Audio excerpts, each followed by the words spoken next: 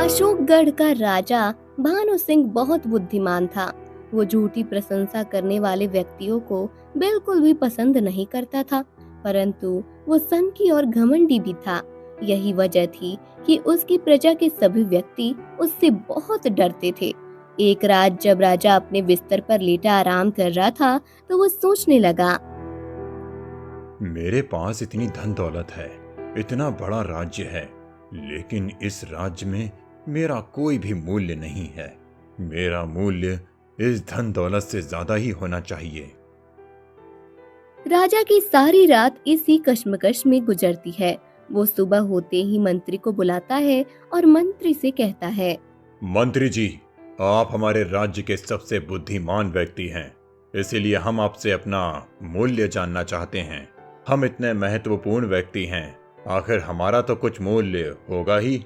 राजा की बात सुनकर मंत्री जी सोच में पड़ गए और वो सोचने लगते हैं। ये महाराज को आज क्या हो गया है जो ऐसे अजीब गरीब प्रश्न पूछ रहे हैं। भला राजा का मूल्य कौन आंक सकता है। अब मैं क्या करूं? अगर मैं राजा का मूल्य कम बताता हूं तो राजा गुस्से में आकर मुझे मरवा सकते हैं, और अगर अधिक बताता हूं तो राजा सोचेंगे कि मैं चापलूसी कर रहा हूं। तो अब मैं क्या करूं? महाराज ने प्रश्न पूछा है, जवाब तो देना ही पड़ेगा। जवाब दिए बिना किसी सूरत छुटकारा नहीं मिलेगा। मंत्री जी, ये आप किस सोच में डूब गए? हमने आपसे कुछ पूछा था। वो महाराज, आपने बहुत जटिल प्रश्न पूछा है, बस इसी बारे में सोच रहा था। महाराज, अगर मुझे थोड़ा समय मिल जाए तो मैं इस प्रश्न का जवाब खोजकर सही तरीके से दे सकता हूँ। कितना समय चाहिए मंत्री जी? महाराज, 5 दिन का समय मिल जाए तो बेहतर रहेगा।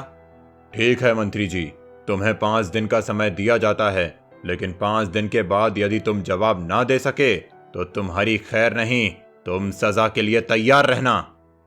मंत्री डर से कांपता हुआ राजा के पास से चला जाता है और फिर सोचने लगता है। अब मेरा बच पाना मुश्किल है। राजा बहुत ही संकी हैं। मुझे कैसे भी करके इस प्रश्न का जवाब देना ही होगा, नहीं तो मैं अपनी जिंदगी से हाथ धो बैठूंगा। मंत्री जल्दी से अपने घर जाता है और बड़े बड़े बुद्धिमानों से इस प्रश्न का उत्तर पूछता है, लेकिन कोई भी तसल्ली बख्श जवाब नहीं दे पाता है। धीरे धीरे ये खबर पूरे राज्य में फैल जाती है। हर गली चौराहे पर जहाँ कहीं भी लोग जमा होते, तो वो आपस में यही बहस करते कि राजा का मूल्य कितना हो सकता है। उसी राज्य के एक छोटे से गांव में माधव नाम का एक बहुत ही गरीब लकड़हारा रहता था। माधव बहुत ही बुद्धिमान व्यक्ति था। उसका सहदेव नाम का एक 10 वर्ष का बेटा और एक बेटी भी थी। एक दिन माधव जंगल से अपने घोड़े पर लकड़ियां लादकर घर की ओर आ रहा था। अरे ओ मेरे प्यारे लाडले धीरू, जल्दी जल्दी चल, शाम होने को है। सहदेव और कविता दोनों बच्चे घर पर अकेले हैं, और तुझे भूख भी लगी होगी ना। वैसे भूख तो मुझे भी लगी है। आज बहुत काम किया हम दोनों ने, मैं तो बुरी तरह थक गया हूँ। वैसे थक तो तू भी गया होगा। घर जाकर तुझे चने खिलाऊंगा, जिससे तेरी सारी थकावट दूर हो जाएगी। चलो बेटा, अब तेज तेज कदमों से चलो, जिससे हम घर जल्दी पहुंच सकें। धीरू थोड़ा अपने मालिक की बात सुनकर तेज तेज चलने लगा। कुछ ही देर में माधव घर पहुंच जाता है। घर पहुंचकर उसने देखा कि उसके घर में पहले से ही गांव का जमींदार बैठा उसका इंतजार कर रहा था। जमींदार को अपने घर पर देख माधव घबरा जाता है। जमींदार गुस्से में माधव से कहता है। आ गया माधव, मैं कब से तेरा ही इंतजार कर रहा था। अब तू मुझे ये बता, मेरे पैसे कब देगा? अरे उधारी तो तूने अपने सर पर चढ़ा ली, लेकिन वापस देने का नाम नहीं। अरे जरा शर्म तो कर ले। वैसे तू शर्म क्यों करेगा? तेरे अंदर तो शर्म नाम की चीज ही नहीं है। जमींदार साहब, मेरे पास तो जमीन भी नहीं है जो मैं उसे बेचकर आपके पैसे दे सकूं। जमींदार साहब, मैं आपसे वादा करता हूं, जितनी जल्दी हो सकेगा मैं उतनी जल्दी आपके पैसे दे दूंगा। तू मुझे पागल समझता है क्या, जो अपनी इन मीठी मीठी बातों से मुझे बहका देगा? अब तू मेरी बात कान खोल के सुन ले। जब तक तू मेरे पैसे नहीं लौटा देता, तब तक तेरा बेटा मेरे घर में नौकर बनके मेरी गुलामी करेगा। जब तेरा मन करे तब मेरे पैसे दे देना, और अपने बेटे को ले आना। कहाँ है वो मनहूस? बुला कर ला उसे। मैं आपके हाथ जोड़ता हूँ जमींदार साहब, ऐसा जुल्म मत करो। मेरा बेटा मासूम है, नादान है, उसे अपने साथ मत ले जाओ। उसकी जगह मैं चलता हूँ आपके साथ। अरे चल दूर हट, अगर तुझे अपने साथ ले जाऊंगा तो मेरा पैसा कौन देगा? फिर जमींदार गुस्से में घर के अंदर जाता है और सहदेव को जबरदस्ती अपने साथ ले जाने लगता है। माधव ने जमींदार को रोकने की बहुत कोशिश की, लेकिन जमींदार ने उसकी एक न सुनी और सहदेव को अपना गुलाम बनाने के लिए ले गया। अपने बेटे को इस तरह जमींदार के साथ जाता देख माधव फूट फूट कर रो रहा था। तभी उसकी छोटी बेटी कविता उसके पास आती है और माधव से कहती है, पिताजी, अब हम क्या करेंगे? वो जमींदार तो भैया के ऊपर बहुत जुल्म करेगा। पिताजी, आप भैया को वापस ले आओगे ना? हाँ कविता, मैं तुम्हारे भाई को जरूर वापस ले आऊंगा। मैं उसे बहुत जल्द वापस लेकर आऊंगा। तू रो मत बेटी, सब ठीक हो जाएगा। रात बहुत हो गई थी, लेकिन माधव की आंखों से नींद कोसों दूर थी। अपने बेटे के बारे में सोच सोच कर परेशान हो रहा था कि जमींदार उसके बेटे के साथ कैसा सुलूक कर रहा होगा। पता नहीं उसने सहदेव को खाना दिया होगा कि नहीं। बेचारा माधव बहुत परेशान था। उसे कुछ भी समझ नहीं आ रहा था कि वो जमींदार के पैसों का इंतजाम कहाँ से करे। ये सोच सोच कर माधव की आंखों में आंसू आ गए और वो खुद से कहने लगा, मैं अपने मासूम बेटे को उस जमींदार का गुलाम नहीं बनने दे सकता। मुझे कैसे भी करके अपने बेटे को वापस लाना होगा। माधव ये सोच ही रहा था कि उसका दोस्त किशन उसके घर आता है। किशन को इतनी रात में अपने घर देख माधव उससे कहता है, किशन, इतनी रात गए तू यहाँ कैसे आया? मुझे पता चला है कि जमींदार सहदेव को जबरदस्ती अपने साथ ले गया है। हाँ किशन, वो जालिम मेरे मासूम को अपने साथ ले गया है। जब तक मैं उसके पैसे नहीं दे देता, वो सहदेव को नहीं छोड़ेगा। किशन, तुम्हें जमींदार की शिकायत महाराज से करनी चाहिए। वो तुम्हारी मदद जरूर करेंगे। कल सुबह हम महाराज के पास चलेंगे। अच्छा, अब मैं चलता हूँ। भाई, तुम भी थोड़ा आराम कर लो। ईश्वर पर विश्वास रखो, सब ठीक हो जाएगा। अगले दिन सुबह को माधव और किशन राजमहल की ओर चल देते हैं। तभी उन्हें रास्ते में एक दुकान पर कुछ लोग आपस में इसी विषय पर बहस करते दिखे कि राजा का मूल्य कितना हो सकता है। माधव उनके पास गया और पूछने लगा, क्या बात है भाइयों, तुम सब आपस में बहस क्यों कर रहे हो? अरे भाई, हमारे महाराज ने मंत्री जी से प्रश्न पूछा है कि इस राज्य में उनका मूल्य कितना है। मंत्री जी महाराज को इस सवाल का जवाब नहीं दे पाए। मंत्री जी ने बहुत से विद्वानों से इस प्रश्न का उत्तर पूछा, लेकिन किसी ने भी सही जवाब नहीं दिया। बस इतनी सी बात के लिए तुम परेशान हो? मैं समझ रहा था कि कोई बड़ी गंभीर समस्या होगी। तू तो ऐसे कह रहा है जैसे तू इस प्रश्न का उत्तर जानता हो। हाँ, मैं इस प्रश्न का जवाब दे सकता हूँ, सही और सटीक जवाब। जा, बड़ा आया जवाब देने वाला। बड़े बड़े विद्वान तो इस प्रश्न का जवाब नहीं दे पाए, तो फिर तू कैसे इस प्रश्न का जवाब दे सकता है? जा, अपना काम देख, हमारा समय मत बर्बाद कर। उन लोगों की बात सुनकर माधव और किशन वहां से चल देते हैं। थोड़ी दूर चलने के बाद किशन माधव से कहता है, माधव, मुझे लगता है अभी हमें राजा के पास नहीं जाना चाहिए, क्योंकि महाराज पहले से ही परेशान हैं। शायद वो हमारी बात ना सुने। हमें 2-4 दिन बाद महाराज के पास चलना चाहिए। तुम ठीक कहते हो किशन, अभी हमारा जाना सही नहीं है। फिर वो दोनों वापस अपने घर चले जाते हैं।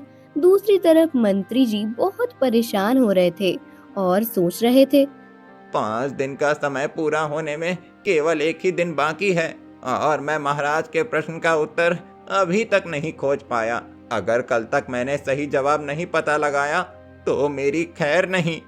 मंत्री ये सोच ही रहा था कि तभी मंत्री का एक जासूस उसके पास आया। कहो, क्या समाचार लाए हो? मंत्री जी, नगर के पास वाले गांव में माधव नाम का एक गरीब आदमी रहता है।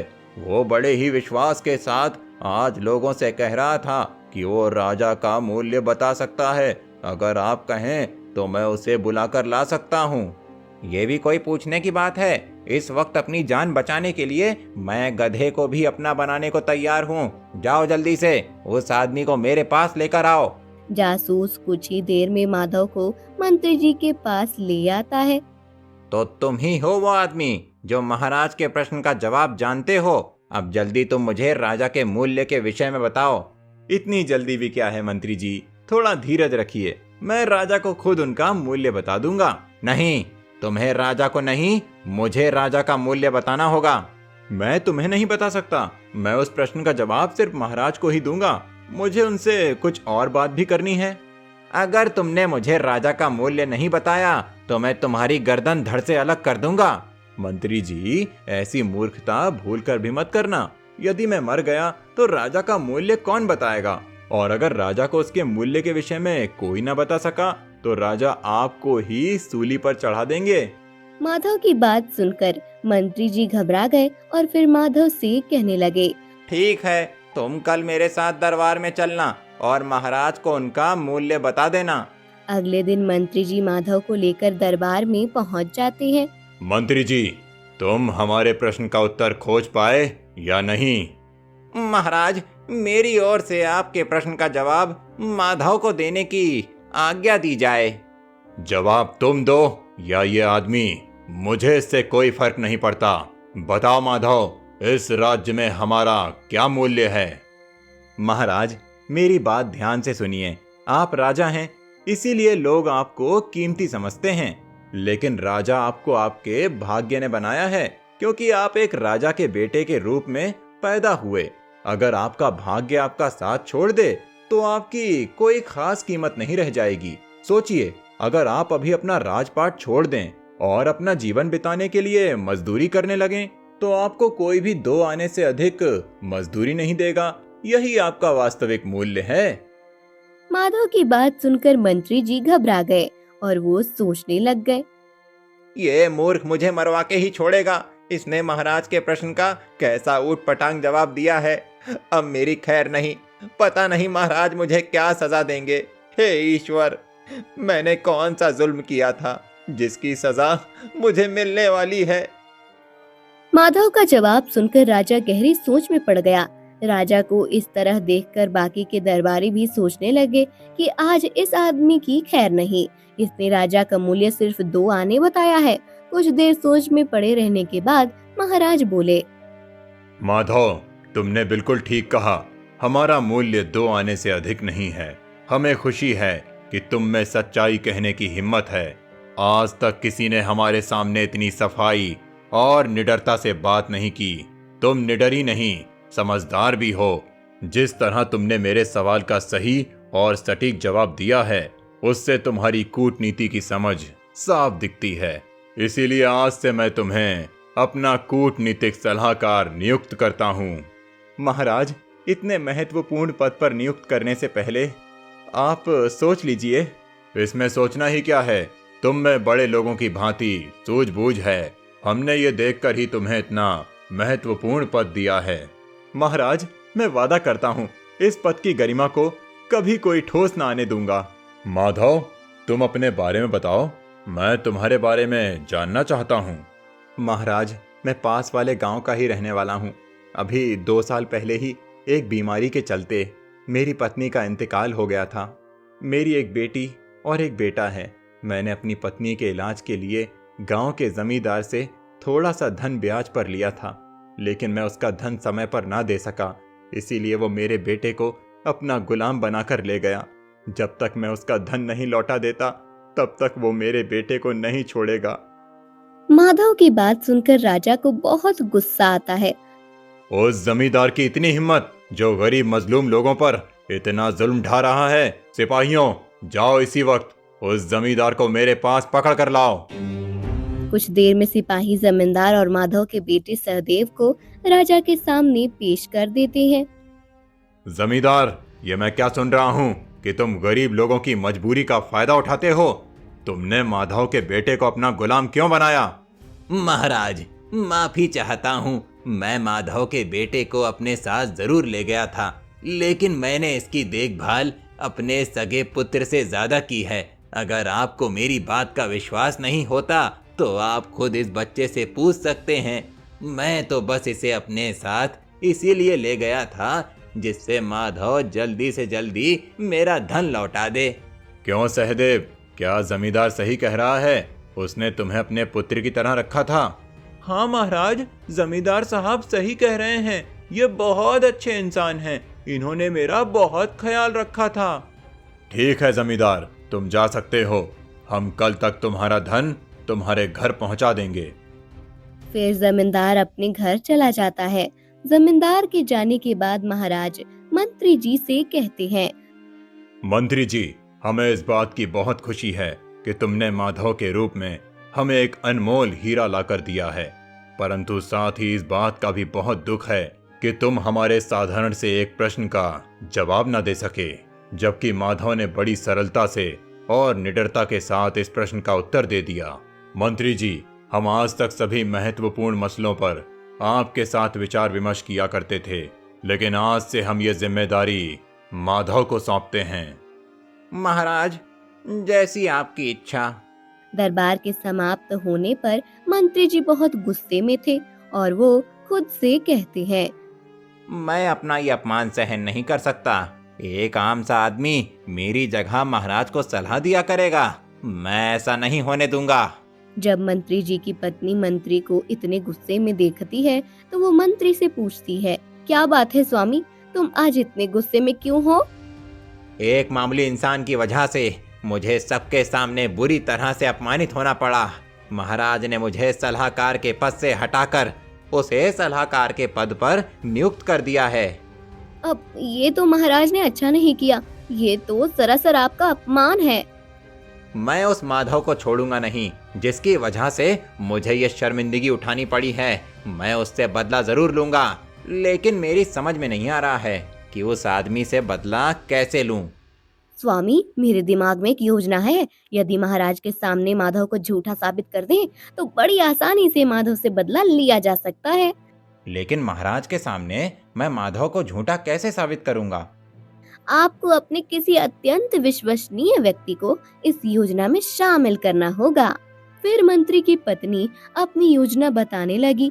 अपनी पत्नी की बात सुनकर मंत्री जी ने अपने जासूस को बुलाए और उसे कहे, तुम्हें गरीब आदमी का भेष बदलकर दरबार में जाना होगा और वहां जाकर माधव को अपना सगा भाई बताना होगा। फिर मंत्री जी विस्तार से जासूस को अपनी बात बताते हैं।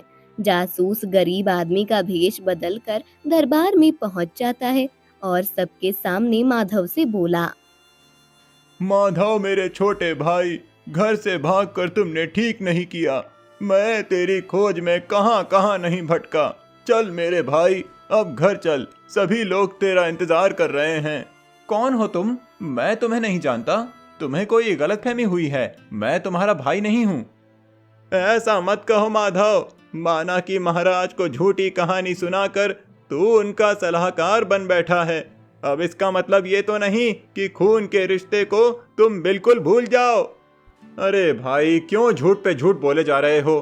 कौन हो तुम और माधव को अपना भाई क्यों बता रहे हो? महाराज, पिता के मरने के बाद हम दोनों भाइयों के बीच बंटवारे के चक्कर में थोड़ा झगड़ा हो गया था, जिसके चलते ये मुझसे नाराज होकर घर छोड़ आया था। इसीलिए अब ये गुस्से में मुझे अपना भाई मानने से भी इनकार कर रहा है। इसका मतलब माधव ने हमसे झूठ बोला। माधव, हमें तुमसे ये उम्मीद नहीं थी कि तुम झूठ बोलकर हमारे सलाहकार बन बैठो। हम तुमसे ये पद इसी समय वापस लेते हैं। लेकिन महाराज, मेरी बात तो सुनिए। कुछ नहीं सुनना अब हमें। सैनिकों, माधव को ले जाओ और झूठ बोलने के जुल्म में कैद खाने में डाल दो। कुछ ही दिनों में इसे मृत्यु दंड दिया जाएगा। सैनिक माधव को कैद खाने में डाल देते हैं। उधर मंत्री जी अपने जासूस से खुश होकर उसे खूब धन दौलत देते हैं, जबकि माधव सोच रहा था, मेरे विरुद्ध ऐसा षड्यंत्र कौन रच सकता है?